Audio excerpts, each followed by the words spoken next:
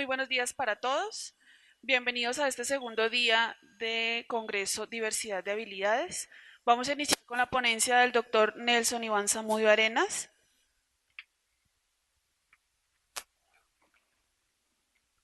Él es abogado de la Universidad Libre de Colombia, estudios universitarios de posgrado de la Universidad Nacional de Colombia con especialista en instituciones jurídico-políticas y derecho público. Otro posgrado en la Universidad Libre de Colombia como especialista en Derecho Administrativo en el 98 a julio del 99 y en la Universidad de La Sabana, diplomado en Legislación Económica y Comercio Exterior. Bienvenido, Nelson.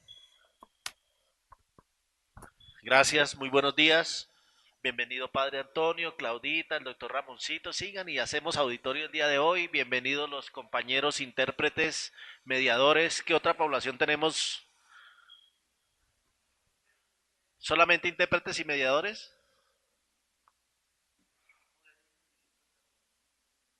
¿Modelos lingüísticos quiénes están? Ok. Bueno, muchas gracias. Eh, el objetivo que vamos a buscar con esta conferencia es dotar de un conocimiento normativo sobre el manejo de la diversidad de habilidades en Colombia y empatar ese conocimiento normativo con el fenómeno de la política social en esta materia.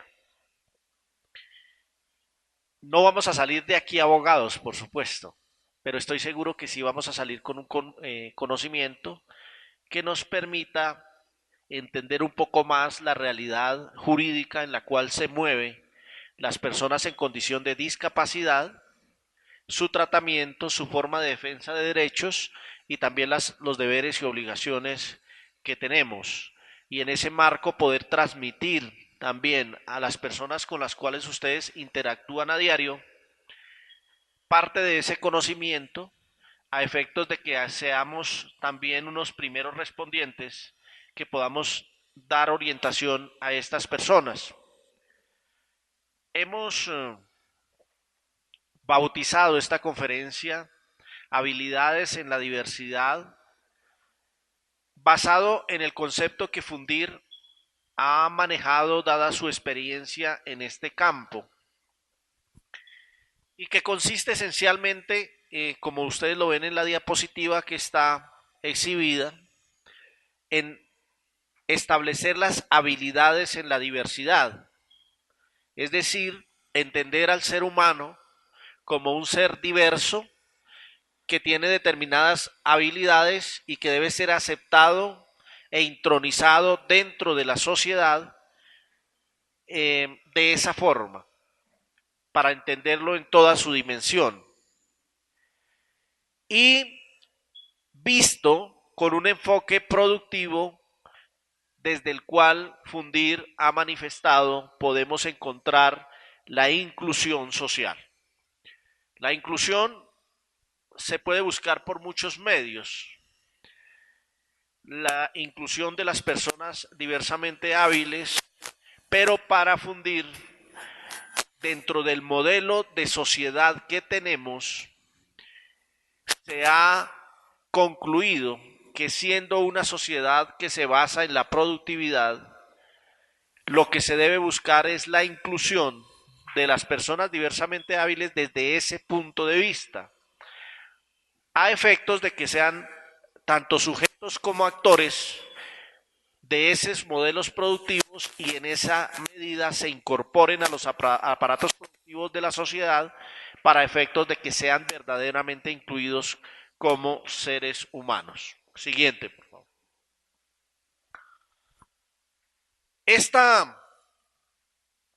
Este entendimiento de esa correlación normatividad política social y diversidad de habilidades nos lleva a, en primer término, a tener una clarificación en el lenguaje.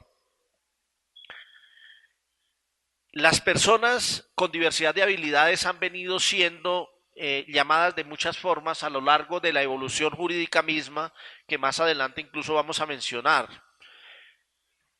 Se les ha manifestado que son personas con retraso, personas con impedimento, personas con invalidez, personas con minusvalía, con incapacidad. El término que hoy de manera general se entiende de discapacidad y el término que Fundir ha querido intronizar, que es la diversidad de habilidades, que tal vez es el término más incluyente y que tratamos de definir como seres humanos, todos somos iguales, pero somos diferentes porque tenemos habilidades diferentes. Se trata de un asunto multidimensional y plurielemental que abarca lo biológico, social y emocional. Hoy se trata que el reconocimiento del ser humano en condición de diversidad encuentre un ajuste en su entorno familiar y social. En otras palabras, que la relación persona con diversidad y entorno encuentren una perfecta confluencia entre lo que unos y otros requieren, de tal manera que no se restrinja el espectro de acción ni por el ser ni por su entorno, lo cual nos lleva a la necesidad de mutua adaptación frente a un ser reconocido como biopsicosocial. Esto significa únicamente que la concepción de la persona diversamente hábil es omnicomprensiva, es decir, básicamente todos los actores de la sociedad, de la familia, del Estado, como seres humanos, somos diferentes. Y eso nos permite no tener un lenguaje de exclusión. ¿Por qué? Porque si todos somos diferentes, pues básicamente todos somos diversamente hábiles, incluyendo aquellas personas que por el tipo de vida que ha tocado vivir, pues tienen algún tipo de deficiencia mental o física. Y en ese sentido es este término el que queremos acuñar y que ojalá se extendiera más allá del término de discapacidad, la diversidad de habilidades. Siguiente. Para adaptarnos un poco a lo que vamos a trabajar acá, tenemos unas nociones básicas. Una primera que es producción, que es la creación y o transformación de bienes o servicios, es decir, la inclusión de las personas diversamente hábiles se va a basar en adiestrarlos, tecnificarlos, formarlos para que puedan adquirir la habilidad de crear y transformar bienes y servicios. Eso hará que exista utilidad social y en ese sentido que no se note la diferencia. Por productividad entendemos como la relación entre la cantidad de bienes y servicios, productos y la cantidad de recursos utilizados. La noción de trabajo, que lógicamente una persona habilitada para la producción está habilitada para el trabajo, es el esfuerzo realizado por el ser humano a fin de producir bienes y o servicios, es un factor de producción junto a la tierra y el capital. Y la noción de persona diversamente hábil, que es el ser humano que por sus especiales condiciones físicas o mentales posee diferentes y especiales habilidades para el trabajo. Ahí explicamos por qué nosotros trabajamos el modelo inclusivo bajo la productividad. Inclusión, productividad y trabajo. Para abordar este tema, hoy aún se mantienen unas dificultades que no son de Colombia, sino son en el entorno internacional, en el entorno mundial. La primera es la falta de unificación de criterios y lenguajes. Como ya lo vimos, se ha llamado de muchas formas esta situación que nos ocupa. La ausencia de reconocimiento cultural de las personas y la problemática. Hemos venido desde el alejamiento y la vergüenza pública, es decir, la familia que escondía a la persona diversamente hábil en su casa, se avergonzaba de ella, en una época incluso se pensaba que esa persona había nacido en esas condiciones, quienes adquirieron la condición por nacimiento, porque era un pecado, era una maldición y de alguna manera se estaba pagando esa maldición en una concepción bastante errada y bastante teológica, entre otras cosas. Posteriormente se ha venido superando eso en el fenómeno de inclusión. La dispersión y ausencia de sinergias en las políticas públicas. Efectivamente, uno de los problemas más grandes que tiene la población diversamente hábil es la imposibilidad de tener políticas públicas definidas que duren en el tiempo, es decir, que superen los gobiernos de turno. Afortunadamente hoy, con la inclusión en los planes de desarrollo del tema de diversidad de habilidades, hemos venido superando eso y ya tenemos políticas más consistentes, quizá plasmadas normativamente menos exitosas en la realidad, y justamente allí es donde vamos a ver un tema de cómo podemos buscar la protección de esos derechos que ya están garantizados.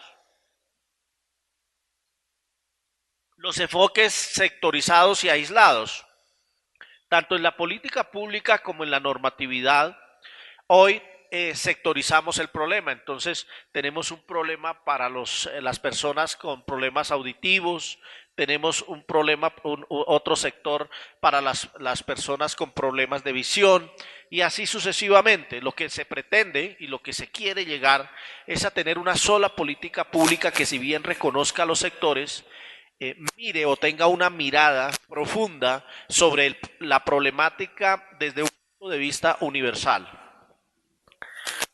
La visión parcial del problema, que se queda en la sola prevención, en el simple asistencialismo, en la sola protección o en el garantismo a ultranza, que tiene que ver con lo que llamamos exclusión y autoexclusión. Este es un problema que es de formación netamente cultural prácticamente.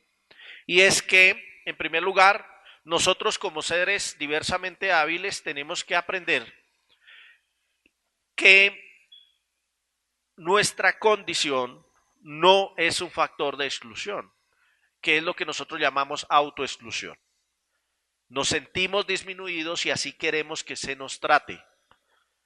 Y la segunda visión es la de la sociedad hacia la persona, que la sociedad no los vea como personas que son objeto de lástima, que deben ser objeto de caridad, sino como seres humanos que son productivos y que deben de estar dentro de una sociedad y un capital productivo. De tal manera que en este tipo de correlaciones podamos llegar a la conceptualización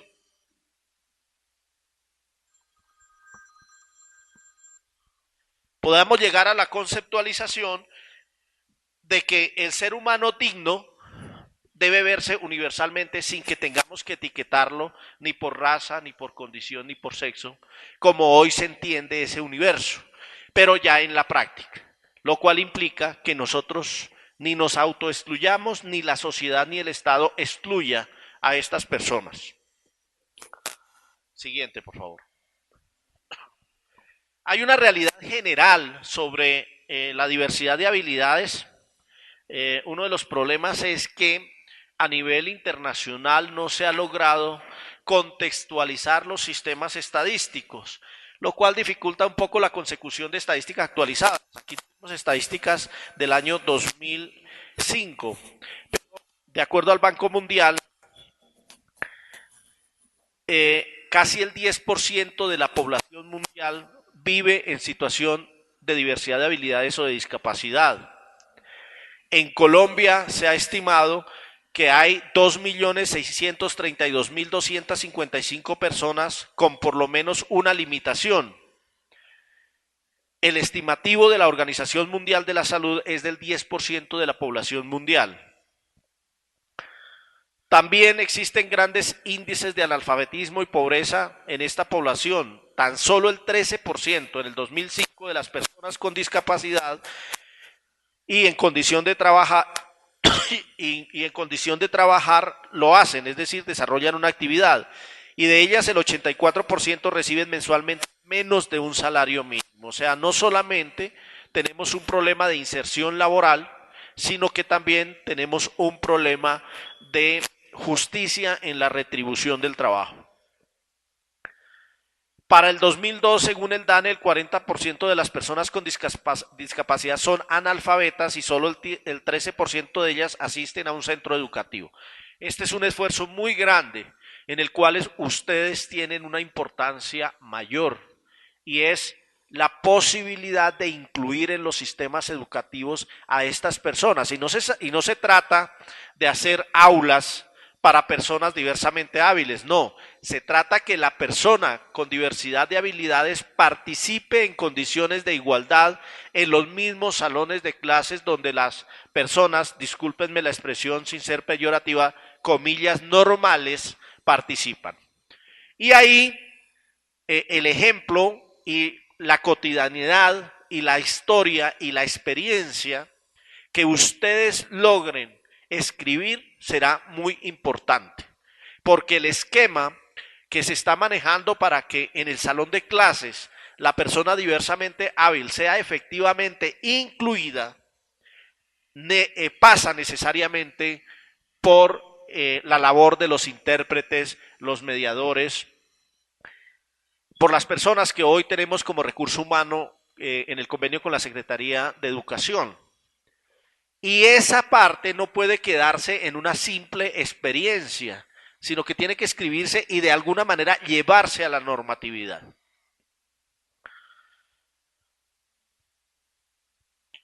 Siguiente, por favor. Como la ley es el conjunto de preceptos que rigen una comunidad en sus relaciones, constituye entonces, sin lugar a dudas, un elemento esencial en el abordaje, desarrollo y solución en la situación de la diversidad. Un enfoque de productividad como elemento de inclusión corresponde entonces a la visión integral que permita el compromiso de todos los actores involucrados y la conformación de los espacios para el desarrollo de una política de este tipo. Esta concepción de ley es lo que nos permite y lo que les va a permitir a ustedes entender una realidad. La ley se genera a partir de la experiencia que escriben las sociedades. Y sobre esas experiencias, a partir también de la proyección que los liderazgos generen sobre el qué queremos como modelos de sociedad. Cuando escribimos nuestra constitución política, significa allí cómo nos queremos organizar como Estado y qué queremos para ese Estado. Ejemplo de eso es la formación de los estados laicos. En las constituciones que se generaron antes del año 1900, la mayoría de constituciones del mundo, de las pocas que existían, establecían que determinada religión era la religión oficial del Estado. Evolucionamos hacia un Estado laico en el cual se dice el Estado y la religión son independientes. Es decir, el Estado es una formación política alejada de la concepción religiosa. Y ejemplo también es el tratamiento que se ha dado a la situación de las personas con discapacidad o diversamente hábiles. ¿Por qué razón? Porque en Colombia, por ejemplo, antes de la Constitución del año 1991, no aparecían menciones expresas a estas poblaciones y su contemplación en esa Constitución del 91, que la vamos a ver más adelante, obedeció básicamente a esa necesidad de garantizar los derechos. Garantía que implica el reconocimiento, la garantía y la protección. De tal manera que la articulación entre la ley y la realidad es esencial. Por eso es tan importante que ustedes como actores de los procesos educativos y que participan en el proceso de transacción entre el acceso de la persona diversamente hábil al sistema educativo y los dadores del sistema educativo, se inscriban esas experiencias, se deje memoria de esas experiencias, de tal manera que no nos convirtamos solamente en unos actores de paso, sino que podamos poco a poco ir inscribiendo esas experiencias y llevadas a la ley. Miren, muchachos, Aquí se mencionó un tema que nos tuvo en discusión en un momento. Me gusta este espacio porque aquí no estamos en esa discusión de nuestra relación laboral que ustedes recuerdan inicialmente tuvimos. Aquí estamos en un espacio académico. Y allí se habló, por ejemplo, en los estándares de cómo se desarrolla la actividad de los mediadores, de los intérpretes, de cómo esas personas requieren lo que hicieron ellos ahorita, un cambio para descansar, de cuál es su papel real dentro de una aula de clase. Todo eso, de la experiencia que nosotros inscribamos, podemos capitalizarlo bajo una memoria y llevarlo a la ley. Para efectos de que la ley pueda garantizar tanto los derechos de ustedes como los derechos de las personas a las cuales ustedes llevan su actividad y los derechos de las personas que estamos posibilitando esa actividad. Y de una manera clara se desarrolle dentro de un sistema de garantías. Siguiente. El marco legal hoy de la diversidad de habilidades es abundante, es disperso, ha caminado entre la exclusión, el asistencialismo, el garantismo, la sectorización, el proteccionismo, etcétera, pero adolece de una visión integral de la cuestión que ha de nacer de una política pública integral. Esto ya lo vimos, ya lo dijimos. El esfuerzo que tenemos que hacer todos, y hablamos de toda la sociedad colombiana, es lograr tener la visión integral de la diversidad de habilidades para que asimismo la ley se adapte como solución efectiva, tanto en contemplación de derechos, contemplación de deberes y sistemas de protección para las personas en condición diversamente hábiles. ¿Qué estamos pidiendo hoy en un marco legal para la diversidad? Primero, una política pública integral de la diversidad que conciba el análisis del ser y su entorno como una relación dinámica que debe propender por tener resultados productivos en lo internacional, nacional y regional, una visión integral. Dos, ha de tener como marco de desarrollo el ser, la familia, la sociedad y el Estado, definiendo los roles de cada uno en sinergia. Uno de los problemas que hoy tenemos y que ustedes lo han vivido en carne propia seguramente o lo han evidenciado en las personas con las cuales interactúan, es el exclusionismo dentro del propio sistema familia, Estado y sociedad. Entonces, la familia muchas veces entrega a la persona un sistema educativo como una manera de ocupar el tiempo de ocio, no como una manera de llevarlo al aparato productivo. Nos deshacemos por un momento de la persona, la mandamos allá y estamos tranquilos en nuestro hogar. La sociedad, por su parte, se ocupa de entregar recursos para que esa persona pueda ser educada, pero no la quiere en su entorno, no la quiere introyectar, no la quiere intronizar, no le brinda la posibilidad de ya te formé, ahora ven aquí y produce. Se parte nuestra, entonces es un sistema de exclusión de la sociedad. Y desde el Estado casi siempre llegamos al problema del proteccionismo. Entonces, ven, te vamos a tener acá, te vamos a arrullar, te vamos a consentir y te vamos a mantener. Eso se vuelve un problema de exclusión. ¿Por qué? Porque no buscamos que las personas diversamente hábiles sean unas personas que absolutamente subsidiadas por el Estado. No. Lo que buscamos es que la persona diversamente hábil se procure su propio sustento para que se sienta verdaderamente válida, con valía dentro de una sociedad. Eso es lo que queremos y ese es un sistema verdaderamente igualitario. En tercer punto, el enfoque de la norma ha de ser integral y conjugar los aspectos de alimentación, educación, salud, vivienda, accesibilidad y trabajo, de tal manera que se brinde protección a fin de perfeccionar habilidades, inclusión en el aparato productivo y garantía de derechos para el ser y su entorno, siempre en la relación derecho-deber. Esta parte pues nos va a llevar un poquito al marco legal actual. Normalmente estas conferencias son a veces un poco complejas porque son magistrales, pero lo que buscamos es que ustedes se lleven notas generales. Como les dije desde un principio, no tratamos de hacer abogados aquí. pero sí que se lleven nociones generales que les permita tanto entender sus propias realidades como guiar a las personas con las cuales se relacionan de manera efectiva en la protección de sus derechos y en el cumplimiento de sus deberes. Nuestro marco legal actual, al modo de lo que llamamos la pirámide de Kelsen, que es una pirámide invertida, tenemos los tratados internacionales suscritos por Colombia y que contemplan principios generales, tenemos después la Constitución, tenemos la ley y siguen los decretos y siguen las normas de carácter regional. Es decir, un bloque de constitucionalidad, normas de derecho internacional, normas de derecho nacional y normas sectoriales.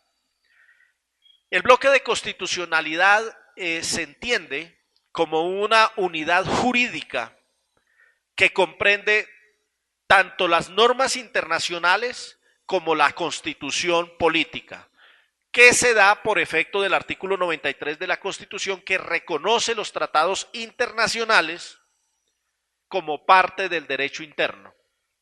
En otras palabras, cuando ustedes tengan una problemática jurídica, su solución puede arrancar desde la ley colombiana, desde la Constitución colombiana, o acudir a los tratados internacionales que serían exigibles para el Estado colombiano.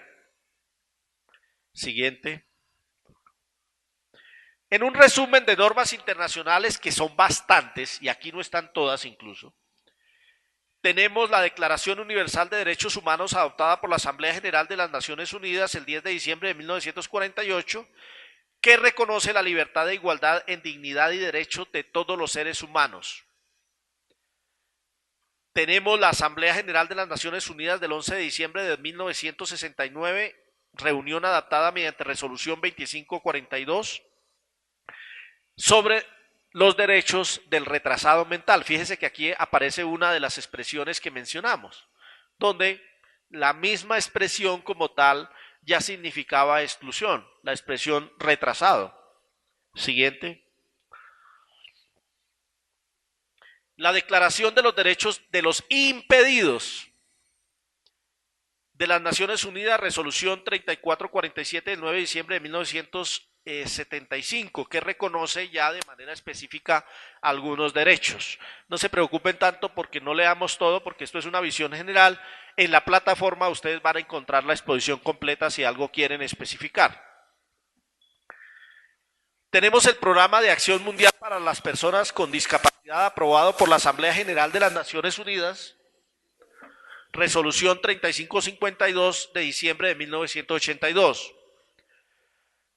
Las normas uniformes sobre la igualdad de oportunidades para las personas con discapacidad,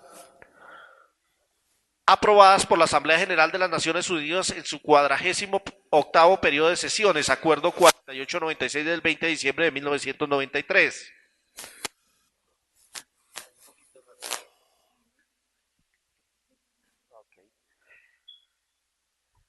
La resolución 4897 de la Organización de las Naciones Unidas, declaraciones sobre el progreso y desarrollo en lo social.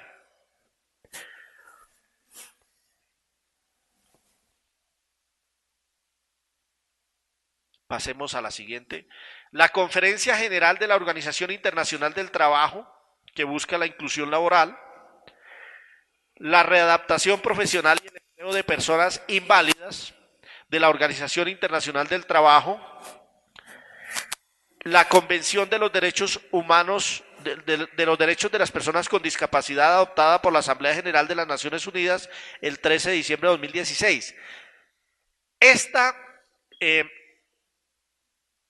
norma internacional es de suma importancia, debieran conocerlas todos y cada uno de las personas que están en condición diversamente hábil o que se relacionan o nos relacionamos con personas en esa condición. La Convención de los Derechos de las Personas con Discapacidad, adoptada por la Asamblea de las Naciones Unidas el 13 de diciembre de 2016. ¿Por qué? ¿Por qué debiéramos todos conocerlo como si fuera la Constitución de las personas en condición de diversidad de habilidades? Porque en esa convención se unificaron los criterios tanto de lenguaje como de tratamiento internacional para las personas diversamente hábiles. De tal manera que vamos a ponerle mucha atención y nos vamos a llevar en la mente y en nuestros escritos esta convención para que la consulten. Está en internet, la pueden acceder sin ningún inconveniente. El protocolo adicional de la Convención Americana de Derechos Humanos, estas son las normas regionales internacionales. El protocolo adicional de la Convención Americana sobre Derechos Humanos en materia de derechos económicos, sociales y culturales, Protocolo de San Salvador. La Declaración de Cartagena de Indias en el área iberoamericana sobre políticas integrales para las personas con discapacidad durante 1992. La Declaración de Caracas de la Organización Panamericana de la Salud, la Resolución sobre la situación de personas con discapacidad en el continente americano, la Declaración de Managua, donde los delegados de 36 países de América se comprometen a trabajar conjuntamente hacia el desarrollo de políticas sociales a favor de los niños y jóvenes con discapacidad y sus familias. La Declaración de Viena y programa de acción aprobada por la Conferencia Mundial de las Naciones Unidas sobre Derechos Humanos. La Declaración de Salamanca y marco de acción sobre necesidades educativas especiales efectuada en 1994. Siguiente. Es importante ver que este compendio de normas internacionales no queda al garete, no está en el aire. En tanto que el Estado colombiano se ve sujeto, como ya lo vimos, al bloque de constitucionalidad que le obliga a cumplir esas decisiones y esas normas internacionales. Así lo reconoce hoy la jurisprudencia y quiero leerles esta parte de una sentencia C-410 de 2001 de la Corte Constitucional, con ponencia del doctor Álvaro Tafur Galvis. Y es que tales instrumentos, además, llevan consigo la decisión del respeto a la dignidad de la persona humana que, desde la Declaración de los Derechos Humanos de 1948, ha sido considerada valor fundamental de la comunidad internacional, situación que ha convertido no solo a dicho principio, sino a los principios del derecho internacional de los derechos humanos en normas que no pueden ser desconocidas por los estados, adquiriendo el carácter de normas de ius cogens, artículo 53 de la Convención de Viena sobre los tratados de 1969. Me detengo acá un poco de leerles la cita. El ius cogens se refiere al derecho de gentes, que fue el antecedente romano. El ius cogens es el antecedente romano de la formación del derecho, tanto constitucional como internacional. El Imperio Romano, por efectos de la forma como se formó, que fue avasallando a otras culturas, creó un derecho de gentes orientado a incluir a esas culturas que ellos mismos habían conquistado y, y tener unas normas uniformes desde el punto de vista político-administrativo, pero especialmente de las relaciones civiles y comerciales que desarrollaba el Imperio Romano. De allí esa noción de ius cogens. Continúo con la lectura. Dichos principios éticos de los pueblos que constituyen el orden público internacional, como la dignidad humana, la igualdad, el respeto a la libertad, etcétera, adquieren obligatoriedad no por su inclusión en algún instrumento internacional, sino por el carácter consuetudinario de los postulados y por la observancia que le deben los estados, so pena de transgredir el derecho, dicho orden internacional. Sobre las normas del ius cogens, ver entre otras las sentencias C-225 del 95 y SU-195 del 98. No obstante, no puede perderse de vista el desarrollo que se ha dado a los mismos en las recomendaciones o resoluciones de los diversos órganos de los organismos multilaterales y en especial la ONU, instrumentos cuyo carácter vinculante para los estados únicamente se reconoce en virtud del desarrollo que de los mencionados principios hacen y en parte del consensus o consenso de la voluntad de la mayoría de los estados vertida en tales manifestaciones. Así las cosas, Las obligaciones del Estado colombiano para con los discapacitados no solo surgen de los tratados y convenios internacionales ratificados por Colombia, ya referenciados, sino en general de las manifestaciones de voluntad de la comunidad internacional con respecto del reconocimiento de sus derechos humanos y de su dignidad humana, principios que además de regir el orden público internacional son pilares fundamentales de la constitucionalidad colombiana, cierra comillas. Aquí lo único que se está diciendo es lo que ya hemos reiterado. Colombia como Estado y como Estado agente dentro del concierto internacional sujeta su legislación a estos convenios y tratados internacionales que hacen parte de la Constitución y por tanto merecen igual defensa que los derechos que se contemplan allí en nuestra Carta Política. Normas nacionales.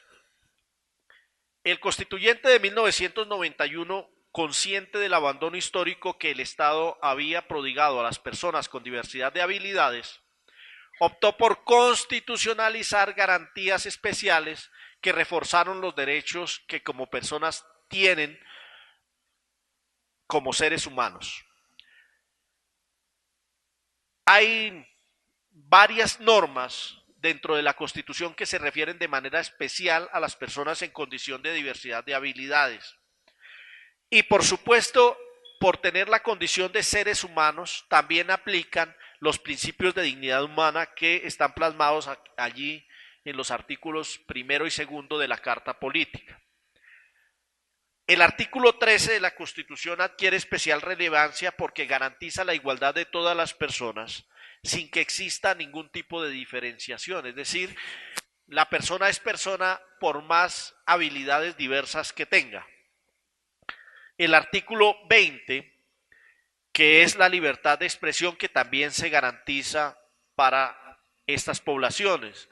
El artículo 23, que lo vamos a ver más adelante, que es no solo un derecho fundamental, sino un mecanismo de acceso a las autoridades que las personas diversamente hábiles y todas las personas, todos los ciudadanos tienen frente a las autoridades, que es el derecho de petición. El artículo 47, que se refiere a la prevención, rehabilitación e integración social de los disminuidos. Fíjense que aquí conservaron una de esas herencias que venían del lenguaje un poco excluyentes, físicos, sensoriales y psíquicos, a quienes prestará la atención especializada que requieran. Este tipo de derechos es el que en la mayoría de casos encontramos violados para las personas en condición de discapacidad o diversamente hábiles.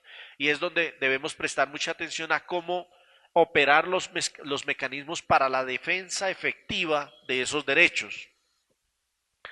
El artículo 49, que brinda la protección en salud.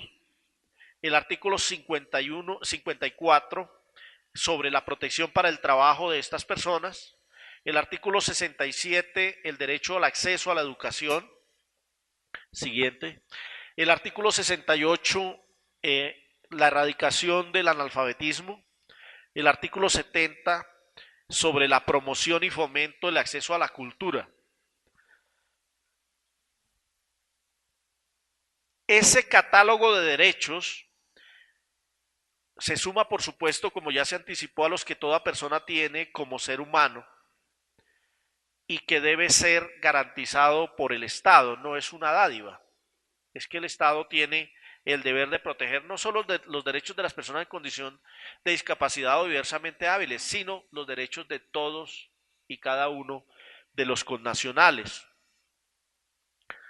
Tales obligaciones con las personas discapacitadas han sido resaltadas por la Corte Constitucional y se trae un ejemplo con la sentencia C-410 de 2001, con ponencia del magistrado Álvaro Tafur Gálvez, que expresa: por ello, compete al Estado adelantar políticas de prevención, rehabilitación e integración social para los disminuidos físicos, sensoriales, psíquicos, de tal suerte que se deben ejecutar medidas concretas capaces de garantizar su acceso en condiciones acordes con su situación a los lugares que les proporcionan vivienda, educación, trabajo, salud, recreación y en general que les permitan disfrutar de los recursos que ofrece la vida en sociedad, sin que al adoptar las medidas se desconozcan las otras causas de marginalidad que no pocas veces acompañan a una u otra limitación: edad, sexo, raza, condición económica, etcétera.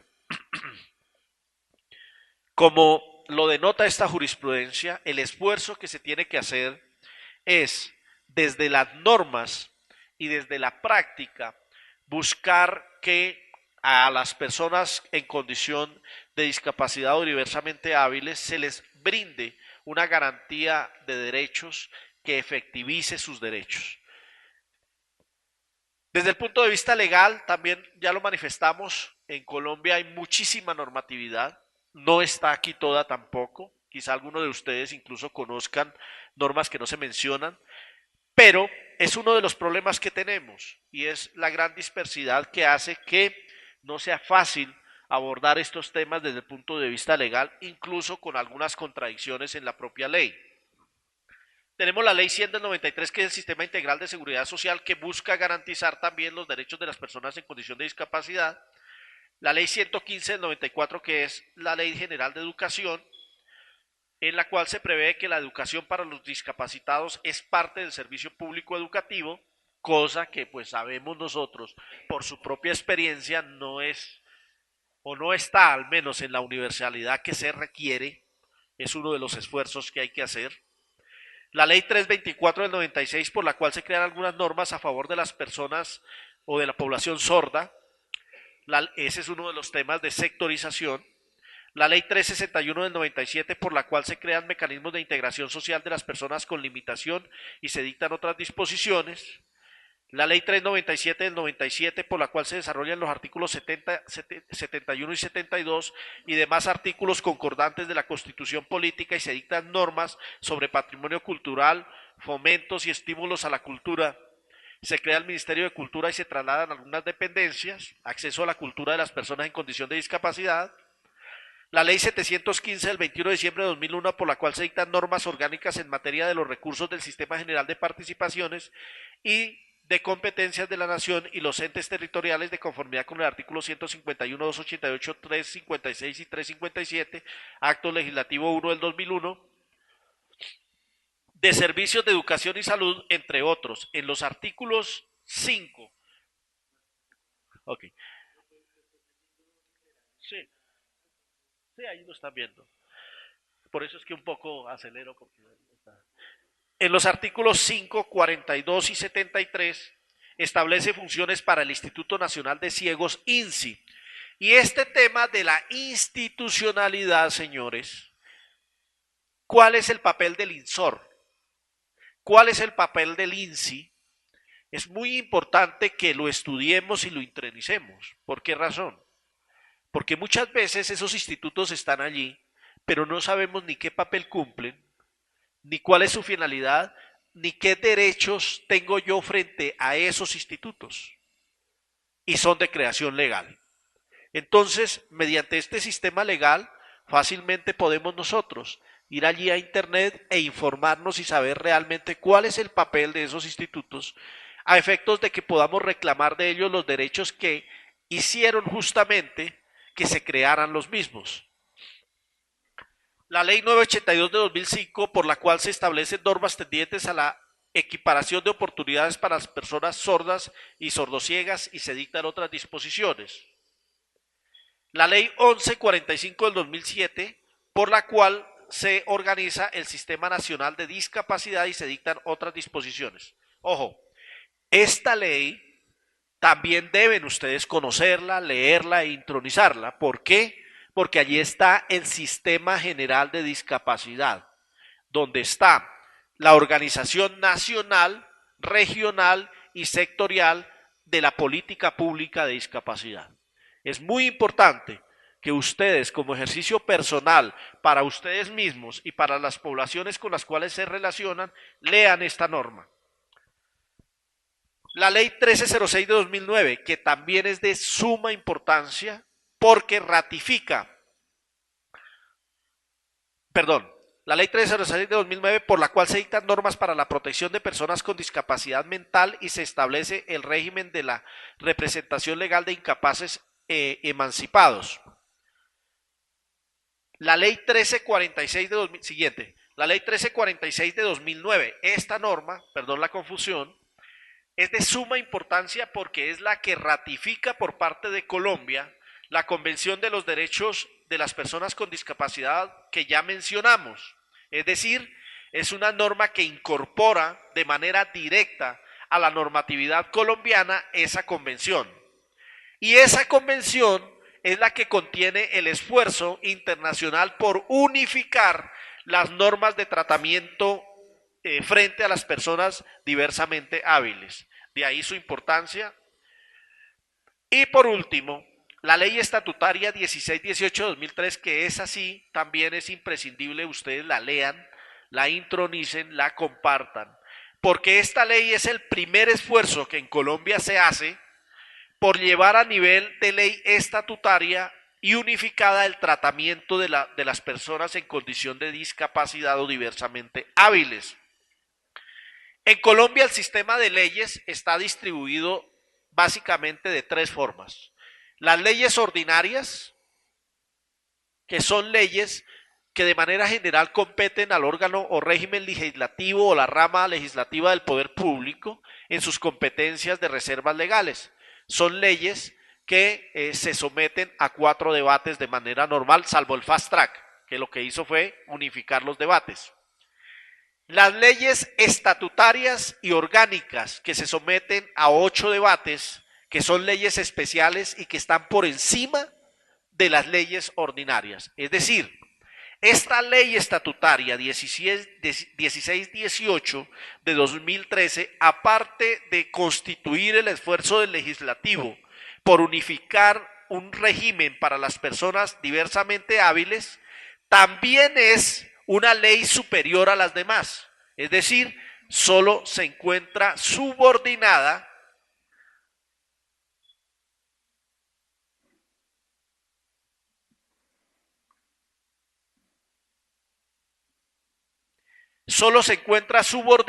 a la Constitución política, rige sobre las demás leyes.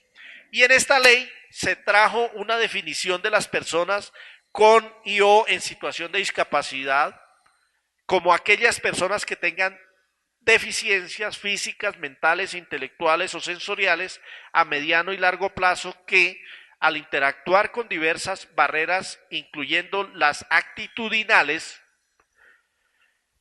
puedan impedir su participación plena y efectiva en la sociedad en igualdad de condiciones con los demás.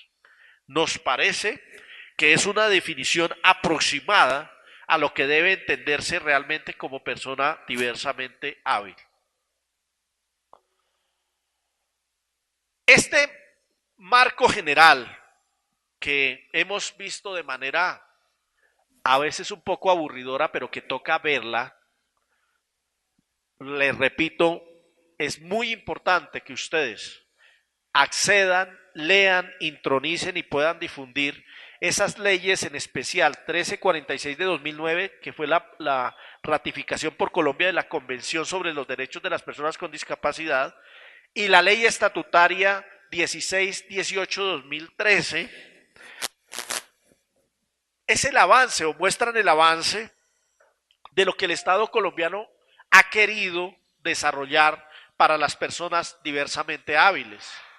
Por tanto, por supuesto que uno de los esfuerzos que tenemos que hacer como comunidad interactuante con las personas en condición de discapacidad y como personas diversamente hábiles consiste en conocer esos derechos. Si nosotros no tenemos la precaución de leer estas normas, de intronizarlas, de compartirlas, de entenderlas, de llevarlas a escenarios reales de discusión necesarios para su efectividad material, continuaremos pensando que la sociedad nos excluye, que estamos excluidos y que pobrecitos nosotros. Esa barrera o autobarrera tenemos que superarla bajo el conocimiento efectivo de nuestros derechos, para que así también podamos exigirlos, para que así también podamos protegerlos.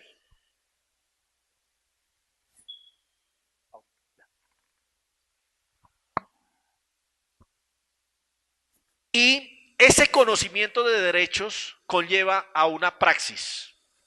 ¿Cuál es esa praxis? Somos seres interactuantes en una sociedad. Y después de que tenemos 18 años, somos ciudadanos de un Estado. ¿Qué significa ser ciudadano de un Estado? Significa, entre otras cosas, la adquisición del derecho político. ¿Cuál es el derecho político? El derecho a elegir y ser elegido. Y ese derecho a elegir implica que todos ustedes y nosotros conozcamos ese marco de derechos que tenemos allí, para que la persona que está pidiendo ser nuestro representante se comprometa de manera efectiva con la defensa y promoción de esos derechos. En otras palabras, no podemos exigir ni elegir a un representante nuestro si no conocemos cuáles son nuestros derechos.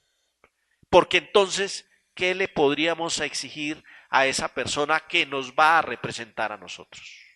Ese error que cometemos como personas diversamente hábiles es el mismo error que cometen el resto de ciudadanos colombianos. Y es que no asumimos la responsabilidad cuando elegimos políticamente a alguien. Y lo que debemos exigirle a esos representantes que ya en poquito comenzarán a visitarnos buscando que votemos por ellos, es nada menos y nada más que dentro del sistema legislativo y político se adopten leyes y políticas que propendan por el fortalecimiento de la promoción y garantía de los derechos a que tenemos o que se nos garantizan dentro de un Estado. Eso ni más ni menos es lo que corresponde a una política pública. Y ahí entendemos cómo se cierra el círculo entre la normatividad y la política pública y esos representantes que tenemos que elegir. Si nosotros no sabemos elegir, no esperemos protección efectiva ni promoción de los derechos y tampoco esperemos, por supuesto, que existan políticas públicas de larga duración y que correspondan a la realidad de las personas en condición de discapacidad. ¿Para qué le regalamos a una persona diversamente hábil un Ferrari si, por ejemplo, esa persona, su diversidad consiste en que es una persona ciega? No tendría sentido, ¿verdad? Tal vez el Ferrari no le sirva, lo que le sirve a esa persona es aprender el braille. Y tal vez lo que le sirve a esa persona es que en el colegio donde se va a educar exista una persona que pueda interpretar de manera adecuada para que reciba en comunidad, no en exclusión, en comunidad, la enseñanza. Ese y solo ese es el sentido de nosotros como actores en una sociedad.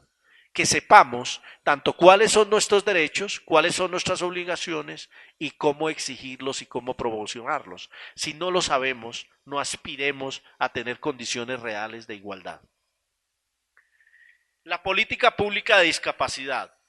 En ese marco que vivimos normativo, pues se inscribe una política pública.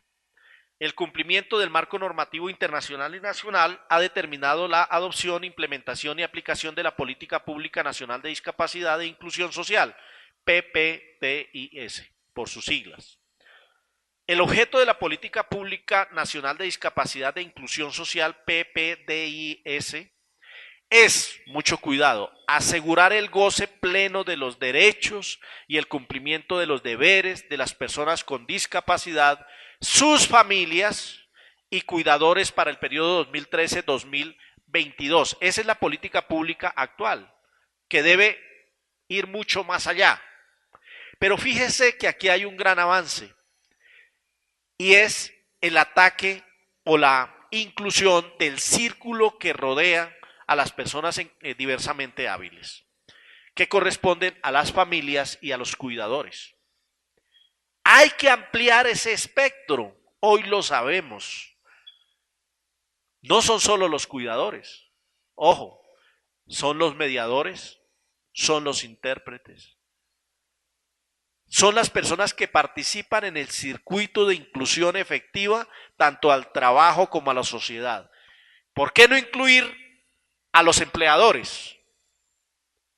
La única manera de que haya acceso al trabajo formal para las personas diversamente hábiles es que el empleador entienda las obligaciones y derechos de estas poblaciones.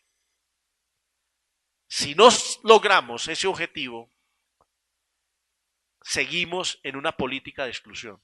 Y ustedes dirán, ¿por qué nos dicen eso si nosotros simplemente cumplimos un papel de intérpretes, de mediadores?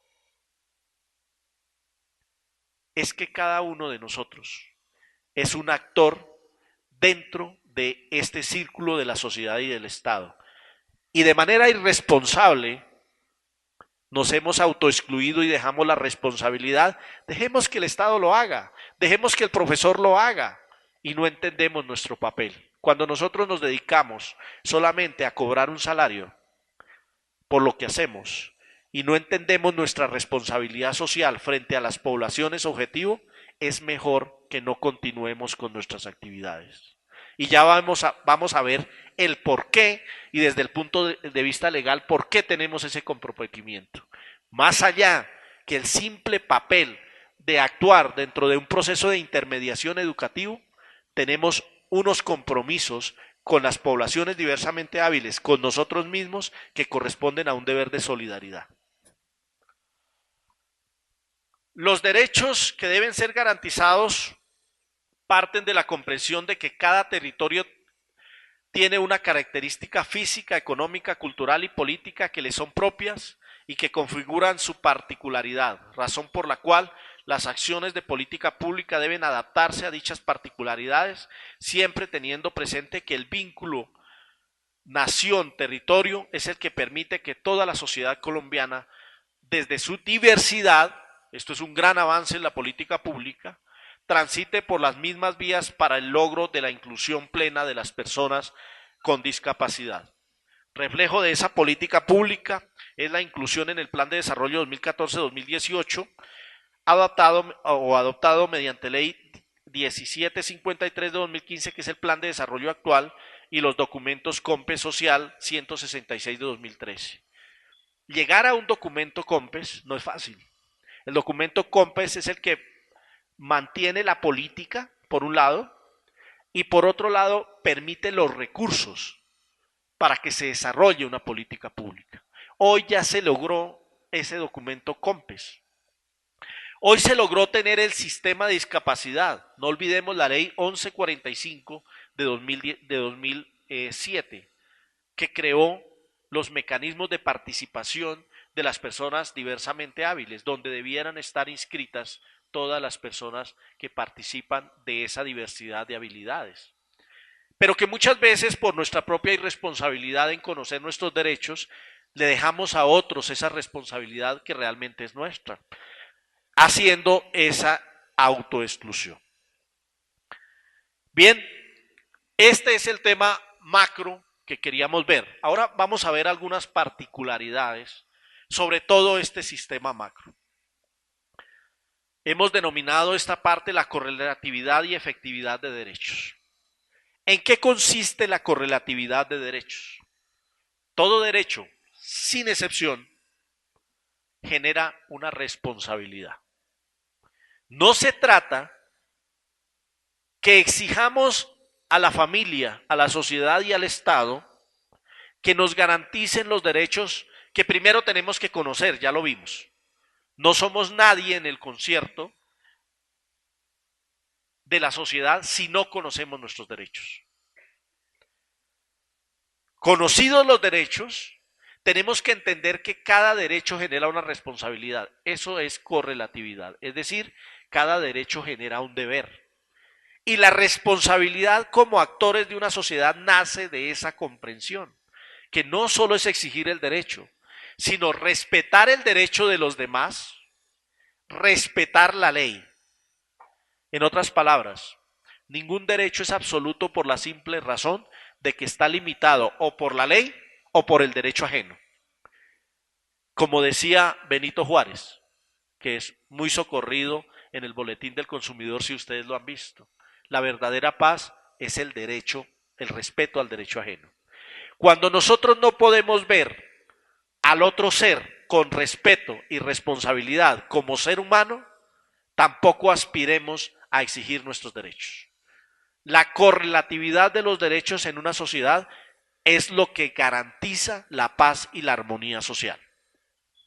Esto está normado de manera directa en los artículos 16 y 95 de la Constitución Nacional, de nuestra Constitución Nacional. Con base en el conocimiento de nuestros derechos, ¿quiénes nos garantizan a nosotros esos derechos? En primera medida, las autoridades públicas, como lo menciona los artículos 1 y 2 de la Constitución Nacional. Y es a esas autoridades públicas de manera general concebida a quienes nosotros debemos tener acceso para buscar la protección y la garantía de nuestros derechos. Cuando los derechos que deben ser garantizados por las autoridades no generan una protección y garantía espontánea, en otras palabras, cuando son desconocidos o son violados, nace la posibilidad en los estados sociales de derecho de exigirlos a través esencialmente de una de las ramas del poder público, que es la rama judicial.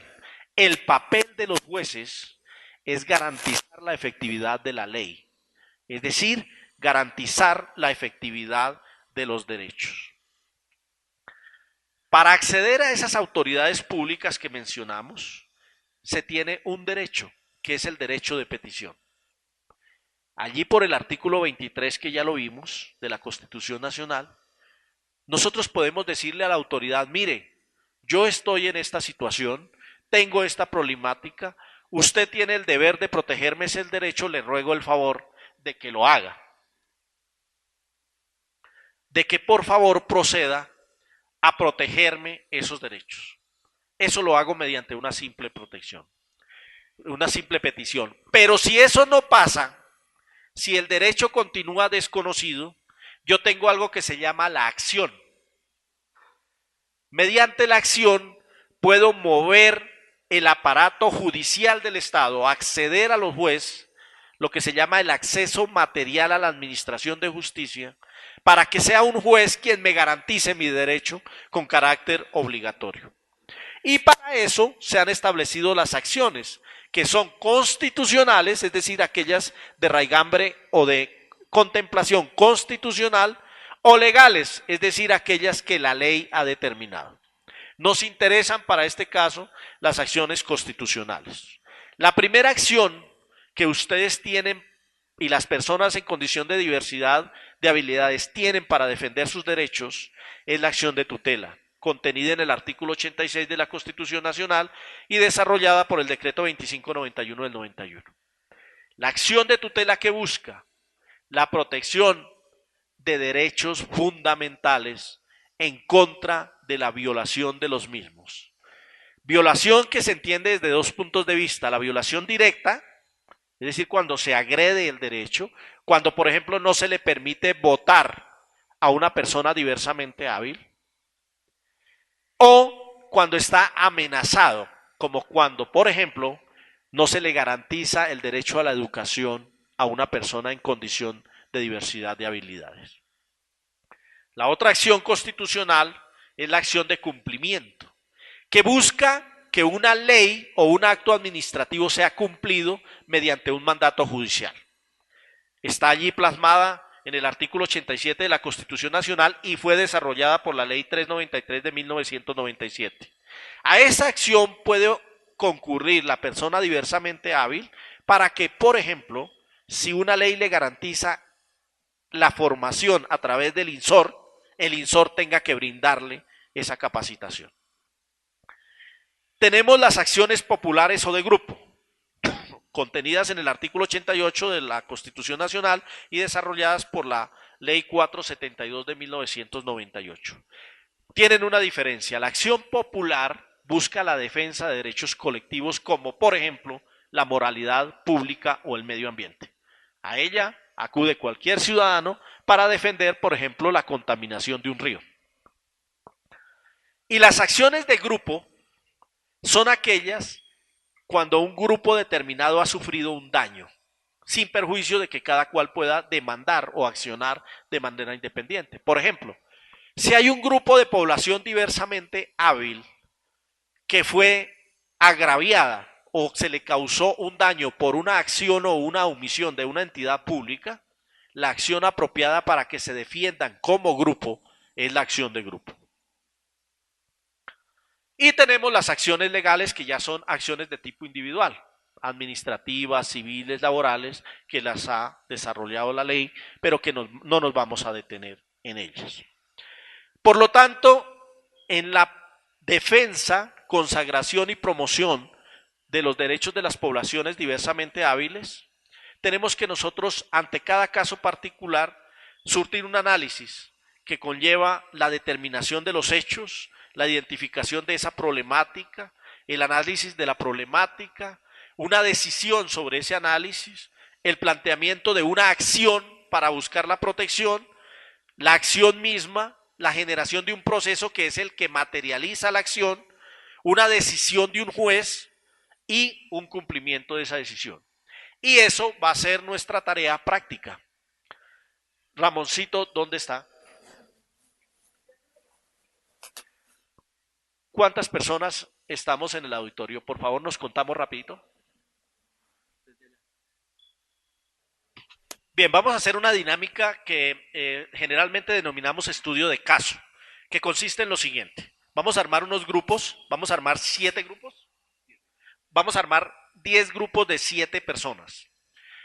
En cada grupo vamos a identificar unos hechos que nos toquen de manera personal y vamos a llevarlo como un problema que requiere una solución.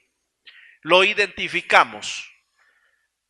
El doctor Ramón, que es abogado, que también conoce el tema de la discapacidad, va a ser su asesor como el abogado de cada uno de ustedes, es decir, de cada grupo.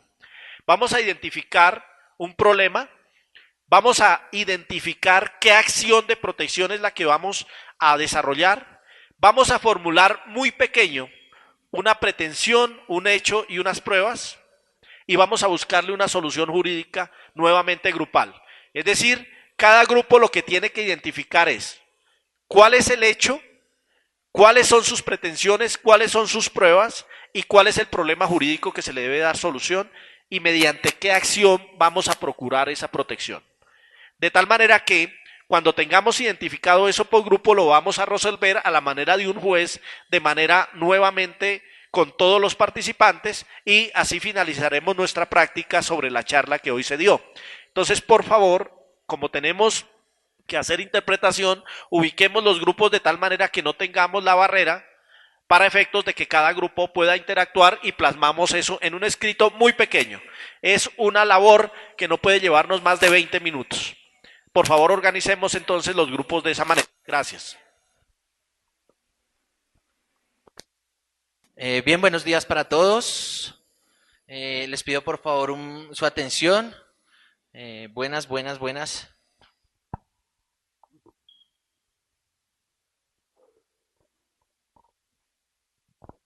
Bueno, buenos días otra vez para todos. El tema que nosotros escogimos para esta ocasión es la vulneración del derecho al tema con la salud y las EPS. Las diferentes EPS y lo planteamos desde dos aspectos, tanto del positivo como del negativo. Desde un aspecto negativo vemos que no hay la precisa atención a nosotros como usuarios sordos del sistema y que no encontramos precisamente las herramientas que nos permitan comunicarnos de una manera asertiva, ya que muchos de los doctores que nos atienden o personas que nos atienden dentro del sistema no saben lengua de señas y es por eso difícil la comunicación. Cuando hablamos pues de la atención, muchas veces hablamos de los turnos que en ocasiones nos dan y que empiezan a llamar de una manera auditiva y que nosotros no podemos tener acceso a esa comunicación y nos toca estar preguntando en todo momento si ya pasó el siguiente turno o muchas veces llegamos temprano a la cita, si pasa otra persona que llegó mucho más tarde que nosotros hacia la cita. En ocasiones nos toca utilizar sistemas de comunicación como el lectoescrito que nos permitan la atención, pero por dificultades del tiempo en el que el médico tiene que atender con cierto tiempo establecido a cada paciente, pues nos es mucho más difícil. Ahora, la utilización del sistema Ciel, pienso que es una buena herramienta, pero no nos ha permitido tener una comunicación asertiva debido a que se encuentra con muchas falencias de conectividad. Como una propuesta que tenemos de solución frente al tema sería que cada una de las EPS pudiera contar con un servicio de interpretación pertinente y disciplinar frente a cada uno de los temas que se necesitan de manera clara y asertiva para que cada una de las personas que nos van a brindar la atención desde la EPS nos puedan permitir precisamente tener ese acceso a la comunicación pertinente a las personas sordas. Nosotros hablamos de el proceso que se debería llevar, poner una acción popular o un derecho de petición frente a esta situación y poder de esta manera dar solución al tema. ¿Bien? ¿Perfecto? Muy bien. En este caso tenemos un problema muy bien planteado, que es el problema de comunicación en el servicio de salud.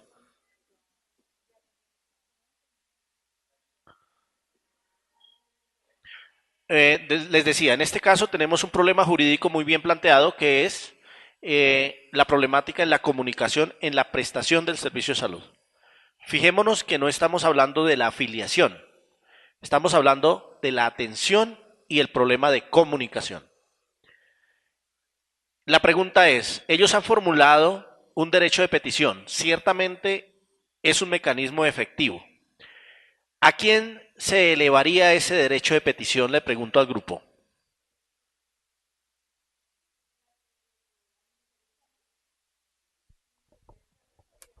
En general a todas las instituciones al Ministerio de Salud, que es la que regula en ese momento las instituciones de salud a nivel Colombia. Excelente. Lo que a esa autoridad habría que elevarle es lo que se llama una petición colectiva. Se reunirían las firmas y se solicitaría el servicio. Quedaría un aspecto por resolver, y si el ministerio no toma una medida efectiva, ¿qué se puede hacer? Pues tendríamos que plantearlo desde varios puntos.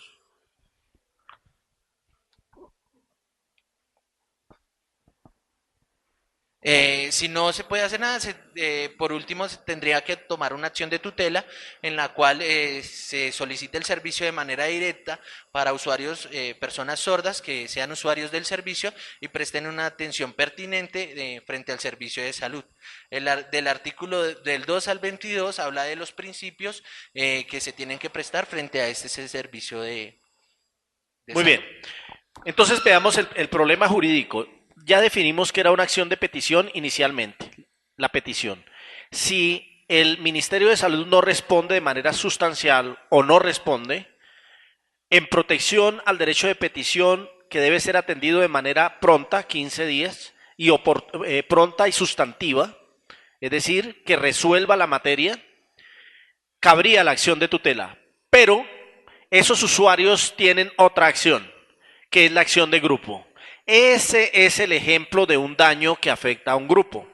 Si, por ejemplo, la EPS Sanitas está atendiendo y no tiene el servicio de interpretación, todas las personas que se encuentren afectadas podrían reunirse e intentar una acción de grupo porque están sufriendo un daño que es en el servicio de salud. Muy bien, para el grupo número 1. Quisiera que esto, Claudita, no sé, o Joanita, documentemos estas inquietudes, porque son inquietudes que nosotros también podríamos canalizar porque son inquietudes reales.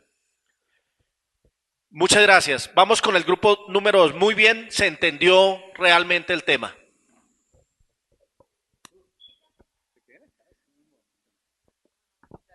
Buenos días.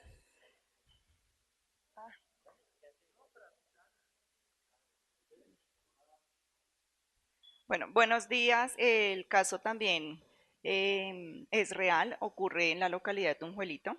A partir de enero del 2017 se da el ingreso de la niña Valeria Rico al colegio IED José María Córdoba en la localidad de Tunjuelito. La estudiante presenta una discapacidad múltiple que no le ha permitido adaptarse al modelo educativo tradicional. Esto ha sido manifestado por los acudientes de la estudiante y también ha sido evidenciado por la tiflóloga y todos los directivos de la institución. Dado lo anterior, se requiere el ingreso de la estudiante a un aula de apoyo especializada en baja visión y discapacidad múltiple. Pero este tipo de aula solo hay una en Bogotá y está en el norte. Y una en Bogotá y está en el norte, en la localidad de Engativá. Y la niña vive en Ciudad Bolívar. Esto ha hecho que no se le garantice el derecho a la educación, pero no a una educación de calidad y tampoco la permanencia de ella, ¿sí? Porque debido a toda su situación de salud, ella no tolera ese modelo educativo ni esas rutinas. En el colegio, pese a la buena voluntad, porque ha habido muy buena voluntad, no se cuenta con las adaptaciones necesarias ni en material ni personal, y una mediadora no es suficiente para ese proceso de aprendizaje y adaptación. Se tiene conocimiento que existe un proyecto desde la Secretaría de Educación para abrir una aula de apoyo especializada en el sur, que debe ser especializada en baja visión y también en discapacidad múltiple. Sin embargo, eso se ha frenado básicamente a tres cosas: la falta de voluntad de los rectores, porque hay uno o dos que son colegios posibles y los rectores no hacen la gestión, y aducen la falta de espacio dentro de los colegios. Eso ha perjudicado no solo a la niña, sino a un montón de estudiantes dentro de las mismas condiciones o similares en toda la parte sur, suroccidente y suroriental de Bogotá. ¿Sí? Ese es el caso. Los derechos vulnerados: el derecho a la educación de calidad y el derecho a permanecer en el aula, porque de continuar así la niña es muy probable que no termine el año escolar o lo termine estresando a un montón de personas sin que ella pueda ser atendida y realmente haya un proceso de aprendizaje que le sirva. La acción a presentar en primera instancia es una acción de tutela, digamos, por parte de los padres, y se podría, digamos, presentar como pruebas la historia clínica por especialidades, especialmente neuropsicología, el informe de tipología, el informe de orientación del colegio. Pero como el problema es un problema para toda la local y para todo Bogotá, toda la parte sur, se podría pensar en una segunda instancia, en una acción popular. Claro que eso requiere una comunicación y un montón de pruebas y de gestión que muchas veces los padres de niños con discapacidad múltiple no gestionan, no la tienen. Entonces, inicialmente, digamos, para el caso de ella sería una acción de tutela ante un juez. Y ante la Secretaría de Educación puede presentarse un derecho de petición también. Muy bien, efectivamente, para este caso, en la individualidad que hay una afectación a un derecho fundamental que es la educación, la vía es la acción de tutela. Por vía de acción de tutela, el juez obligaría a que a la persona se le permita la accesibilidad de acuerdo a sus propias condiciones a una aula especial o a la creación misma del aula. Efectivamente no es el primer caso que se presenta. Por ejemplo, en el caso del hacinamiento carcelario, la Corte Constitucional estableció un sistema de vigilancia para la creación de nuevos centros carcelarios, de tal manera que ya hay precedente jurisprudencial. Muy bien por el grupo número 2. Grupo número 3, por favor.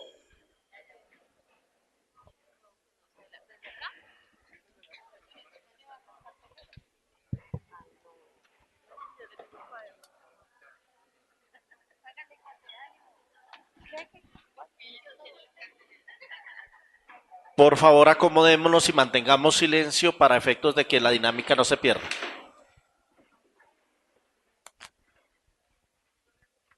¿Toca por allá arriba?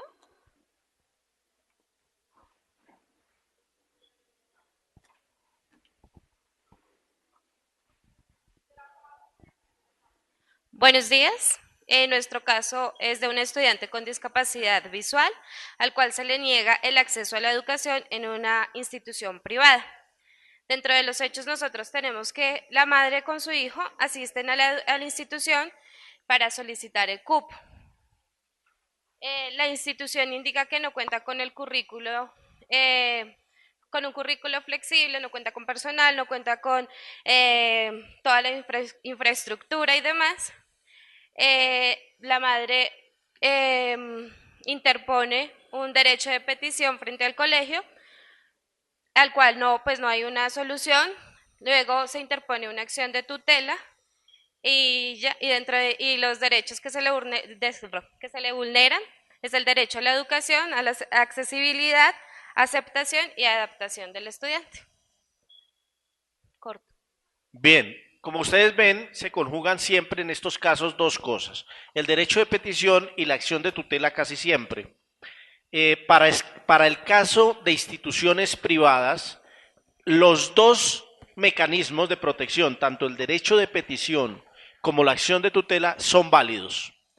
La petición frente a instituciones privadas, siempre que se preste un servicio público esencial, debe ser atendida. En otras palabras, lo que tenga que ver con salud, con educación, vivienda, saneamiento básico, que son derechos fundamentales, la entidad, así sea privada, que los preste, adquiere la connotación de pública y por lo tanto debe respetar el derecho de petición.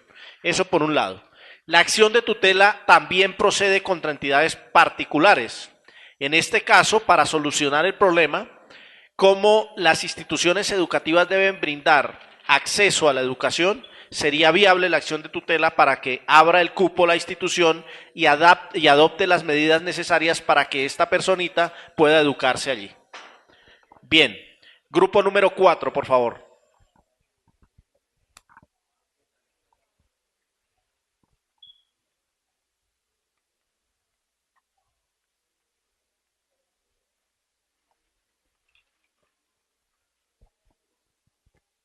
Buenos días.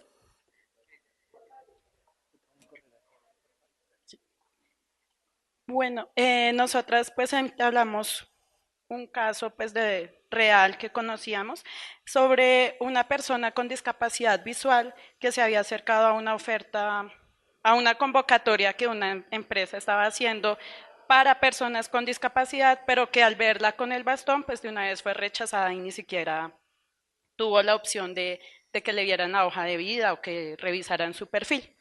Entonces pues nos enfocamos hacia el acceso al trabajo. Las pretensiones pues que tenemos nosotras es que hayan entidades accesibles que permitan pues también la inclusión laboral de las personas con discapacidad, que esas entidades o empresas ofrezcan unas condiciones dignas de trabajo laborales, que también garanticen estabilidad laboral. Hablábamos que no simplemente sea como mientras nos reducen impuestos, entonces ya salimos de la persona, sino que esa persona pueda tener una estabilidad laboral. Hablábamos también que es necesario que tengan acceso a la capacitación constante y que hayan ofertas laborales enfocadas para las personas diversamente hábiles. Bueno, uno de los derechos pues, que se vulneran en este caso es el derecho al trabajo. Y pues las acciones que nosotras pretendemos es el primero, el derecho de petición dirigido a la entidad, para que pues explique por qué no dio la oportunidad a la persona. Si ya no hay respuesta ante eso, entonces una acción de tutela y pues bueno, ya finalmente sería llegar a las acciones legales, teniendo en cuenta y basándonos en las instancias nacionales e internacionales. Gracias. En el caso de empleadores privados, la primera noción que tendríamos que tener es que como se efectúa como empleador privado frente a un derecho que no adquiere la connotación de servicio público esencial, la petición no sería viable porque perfectamente podría ese empleador sustraerse de contestarla y no le sería obligada. En el segundo evento, respecto de la acción de tutela, sí es viable. ¿Por qué? Porque allí hay vulnerado un derecho esencial, que es el derecho al trabajo. Pero hay que analizar, para complementar ese caso, hay que analizar si la persona posee la habilidad para la convocatoria que se hizo en el trabajo. Si esa persona posee la habilidad, tiene derecho a acceder en condiciones de igualdad frente a los demás candidatos. Si fuera una entidad pública sería diferente, porque sería arreglado y sería un concurso. Muchas gracias. Grupo número 5, por favor.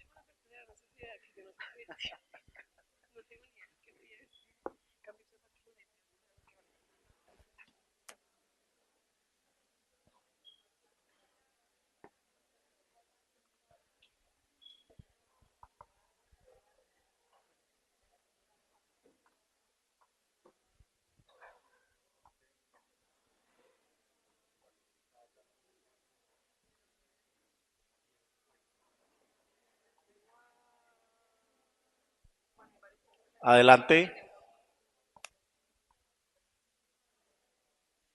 Muy buenos días, compañeros.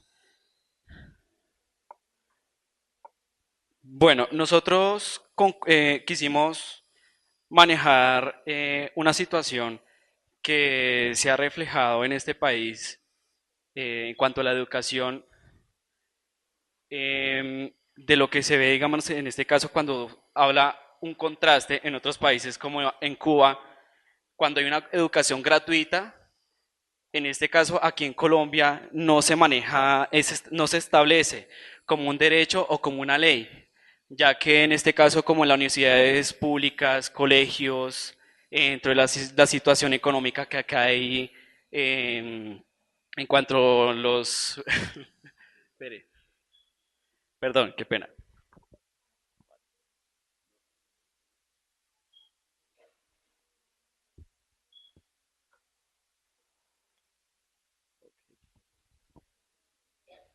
Bueno.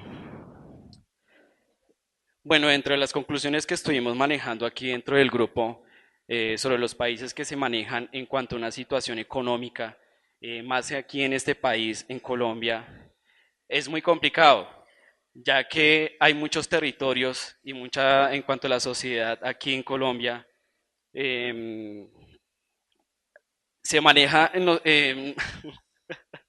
me da mucha risa, oiga, no. Qué pena. Por favor, démosle seriedad al asunto, la seriedad que merece.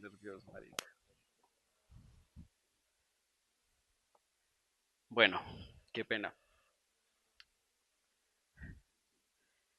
Estuvimos mirando dentro del artículo 44 y 66 sobre los países donde se establece una ley, donde se impone que en cuanto a la educación no tiene por qué ser paga. En este caso, por eso mismo se manejan, en este caso, un país como en Cuba.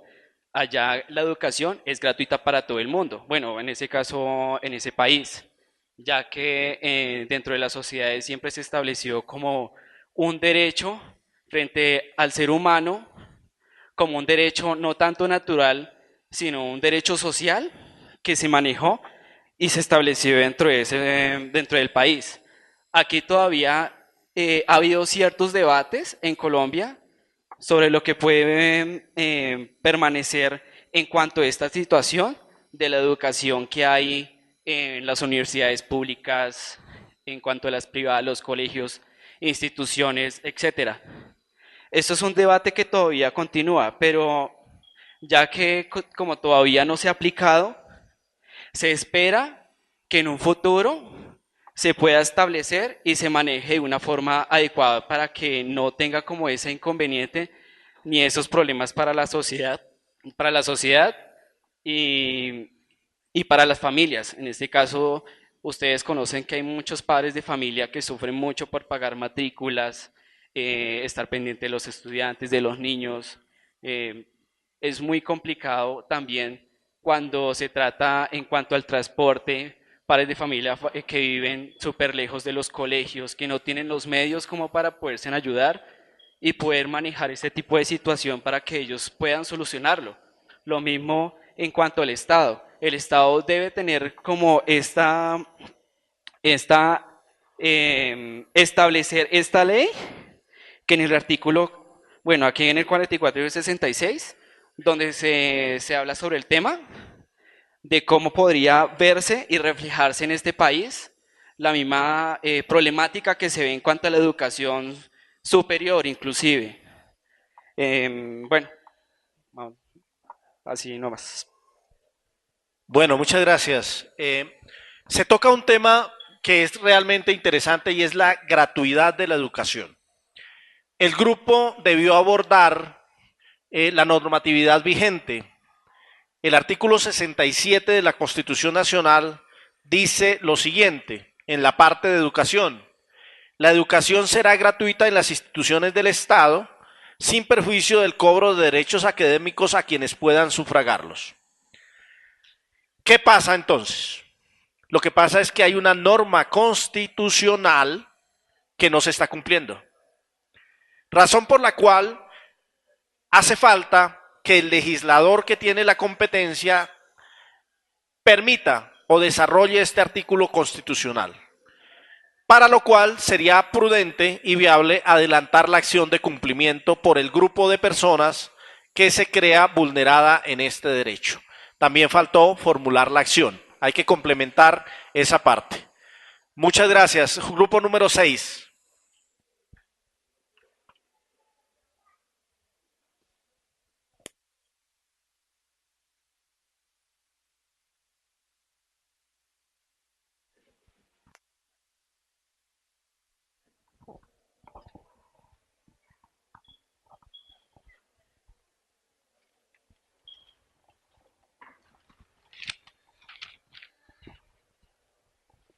Bien, buenos días para todos. Gracias por su atención. Charlándolo con mi grupo, encontramos pues 6 situaciones en las que vemos vulnerados algunos derechos. Surgen las situaciones diferentes en algunas entidades donde lo vemos vulnerado de esta forma. Por ejemplo, en principio sería el acceso a la comunicación en entidades, por ejemplo, como el aeropuerto, para seguir instrucciones sobre dónde tengo que llegar a hacer cierto tipo de procedimientos a los que tendría que llegar a hacer. En los bancos, donde también se ve vulnerado precisamente este derecho, aunque se pueden utilizar en algunos bancos el sistema Ciel, pero en otros bancos es totalmente difícil y tendríamos que nosotros como personas sordas empezar a asumir el costo del servicio de interpretación, que es totalmente pues inaceptable para nosotros. En algunas de las situaciones, por ejemplo como en clínicas, en hospitales, se presenta la situación en la que pues tengo que asumir algunos costos frente a algún servicio que nos prestan y es totalmente difícil para nosotros. También de la misma forma, cuando necesitamos el servicio de una persona experta en derecho como es un abogado, nosotros como personas sordas tenemos que asumir el servicio de interpretación y pagar para poder tener derecho a la comunicación asertiva. En muchas ocasiones también desde instituciones manejadas desde el Estado como el ICBF se encuentran esa problemática de acceso a la comunicación en que en ocasiones al hacer restablecimiento de derechos de los niños, de los infantes, se llevan a los infantes y la persona sorda queda totalmente descontextualizada. Con respecto al derecho al acceso a la comunicación por parte de los medios de comunicación, es totalmente difícil porque solamente cuenta con subtítulos y en muchas ocasiones no es de la mejor manera que podemos optar por el derecho a la comunicación. Ok, cuando se presentan también situaciones en las que una persona sorda se ve involucrada en un tema legal, puede ser desde un accidente de tránsito, puede ser desde un tema de acusación de robo o de alguna situación legal, también son situaciones que se presentan en las que se ven totalmente vulneradas el derecho a la comunicación. Por eso, como nosotros debimos darle solución, creímos de la manera más pertinente, fue tomando el artículo 23. ¿Ok?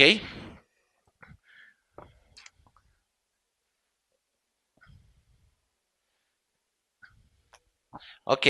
En principio, la primera propuesta sería, gracias, primero que todo, a un sistema que desde la Federación de Sordos se ha implementado, que es el sistema SIEL. Nosotros hemos logrado tener cierto tipo de acceso, pero sin embargo nosotros tenemos que asumir un costo de los planes de internet, en los que si no asumimos un plan con suficiente navegación, ese sistema precisamente se ve afectado. Y dos, el tema de que nosotros tengamos que asumir el plan de internet también es un impedimento para el acceso a la comunicación nuestra, ya que muchos de nosotros no contamos con los recursos necesarios para poder acceder a la utilización de estos planes de internet.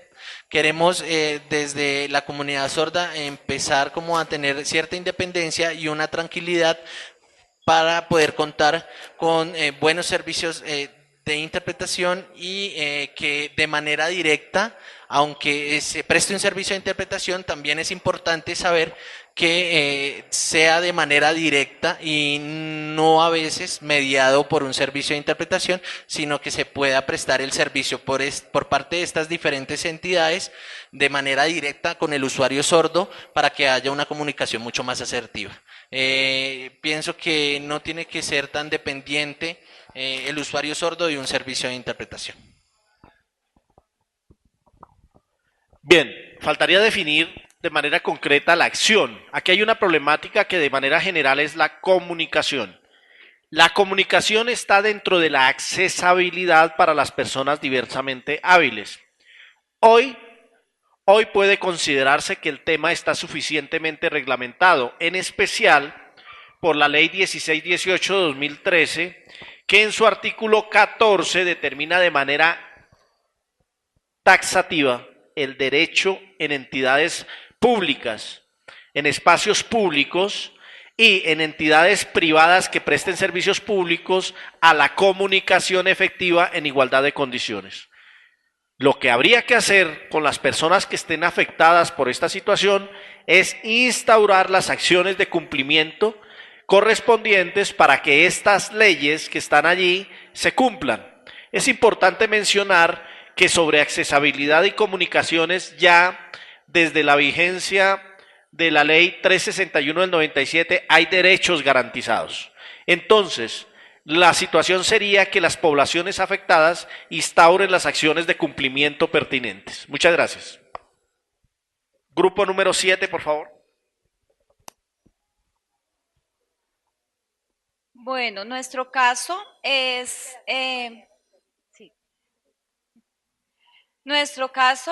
el problema es negligencia de la EPS al no generar una autorización para un examen de resonancia bajo sedación. Los hechos es un año de la madre para realizar la solicitud. Cuando le entregan la autorización, esta no tiene el término bajo sedación y le toca nuevamente realizar el proceso. Y el último hecho es cambio de la EPS, por lo que debe nuevamente realizar todo el proceso. Y la solución es una acción de tutela frente a un juzgado penal. Muy bien, está muy bien planteado el problema jurídico como la solución. Efectivamente, es un caso de acción de tutela que tiene suficiente precedente jurisprudencial para que sea ordenado el examen correspondiente. Grupo número 8, por favor.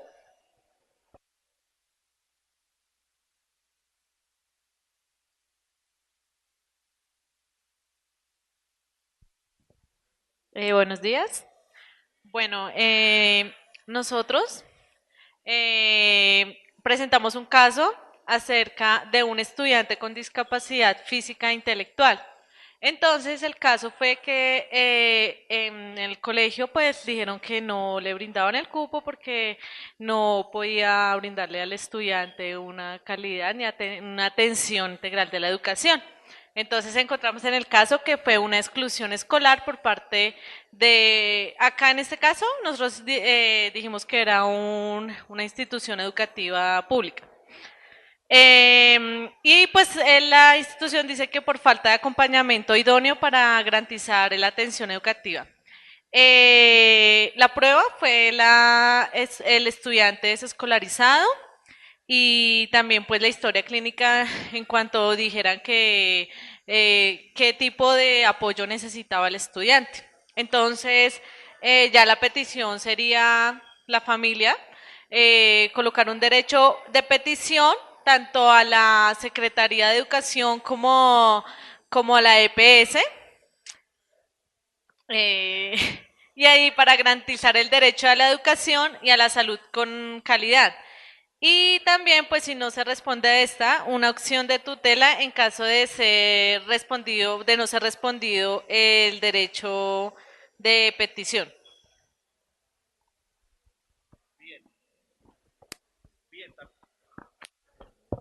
Bien, también está bien formulado el problema.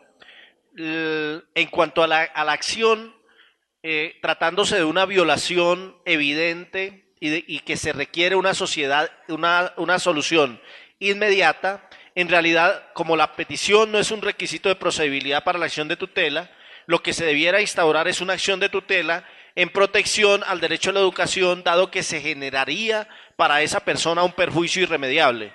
Y como se trata de una entidad pública, es evidente que tendría la obligación de conseguir los medios necesarios para promoverle a esa persona y hacerle efectivo su derecho a la educación.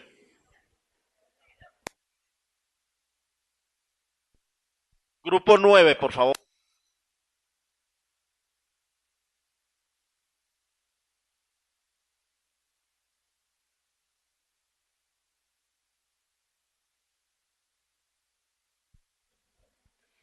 Buenos días.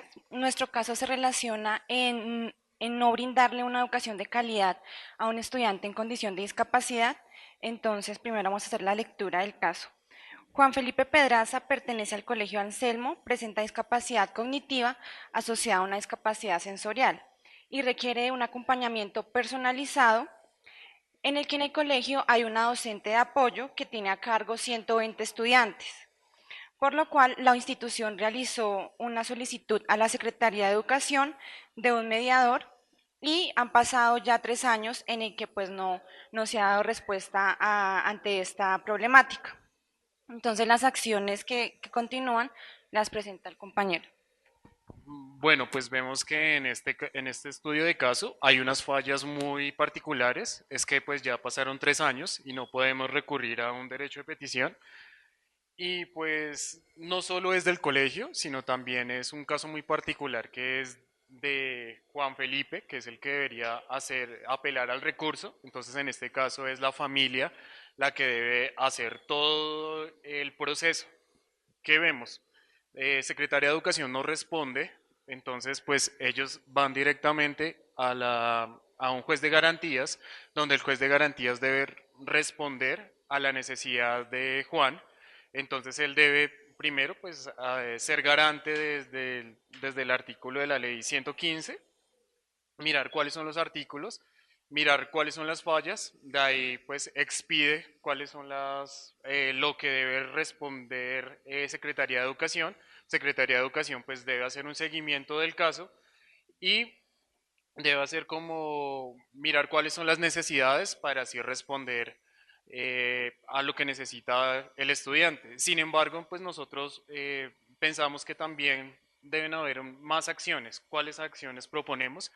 Pues primero, que desde el colegio buscar espacios de sensibilización donde hablen acerca de los mismos padres, comenten primero que conozcan la norma, porque no solo es educación, también viene de la mano salud.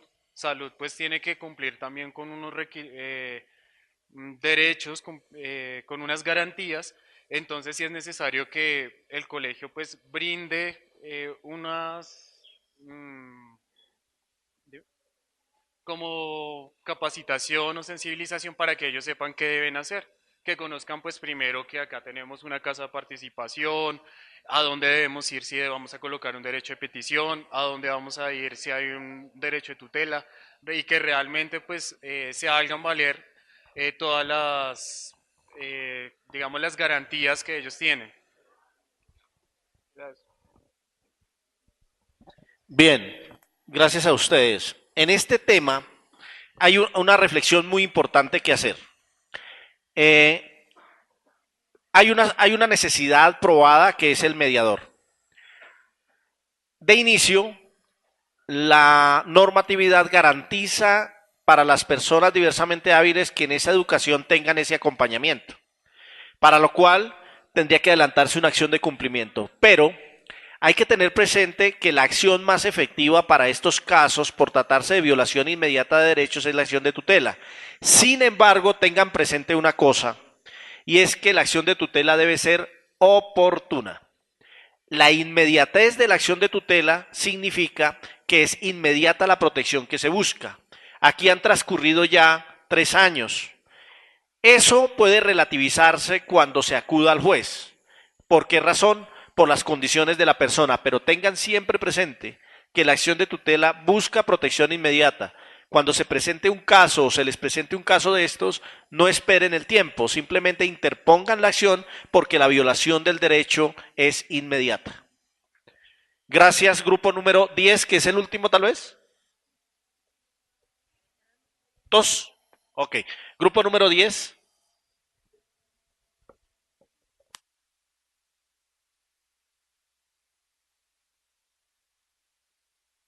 Bien, buenos días para todos, compañeros. Desde mi grupo de modelos y mediadores estuvimos planteando cierto tipo de situaciones y en la que más entramos a profundidad fue en la de oportunidades laborales para profesionales sordos en el sector de la educación. Estamos hablando desde el Ministerio de Trabajo ofrece dentro de sus lineamientos y dentro de sus oportunidades laborales muchísimas ramas de desempeño laboral de personas profesionales.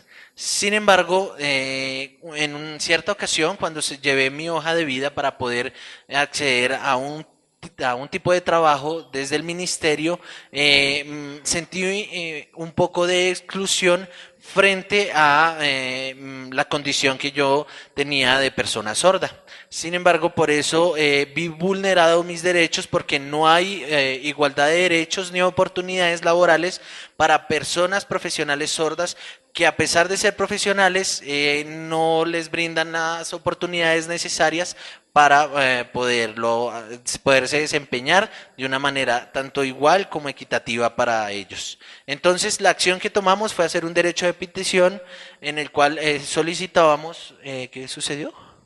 Perdón. Ok, la acción que tomamos fue a partir del artículo 23 de la Constitución.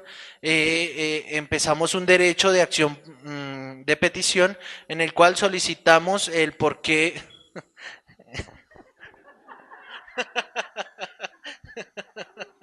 Es que se va corriendo así, entonces espérame un segundo.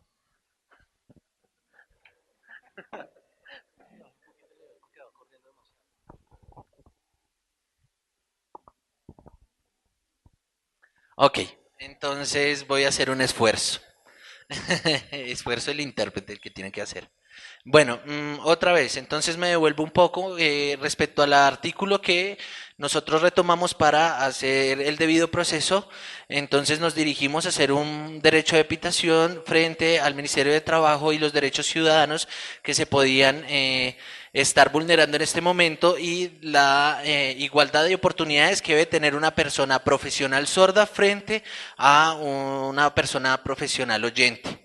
Se hizo la petición y no hubo respuesta por parte de la entidad, entonces continuamos con el debido proceso, haciendo pues de que muchas personas sordas están ingresando a la universidad, a la educación superior, con el objeto y siempre pensando en poder superar y llegar a alcanzar ciertas metas que se han planteado desde antes y que cuando terminan su carrera se encuentran con las situaciones que no les permiten acceder de manera oportuna y en igualdad de condiciones a oportunidades laborales que quizás personas oyentes sí tienen.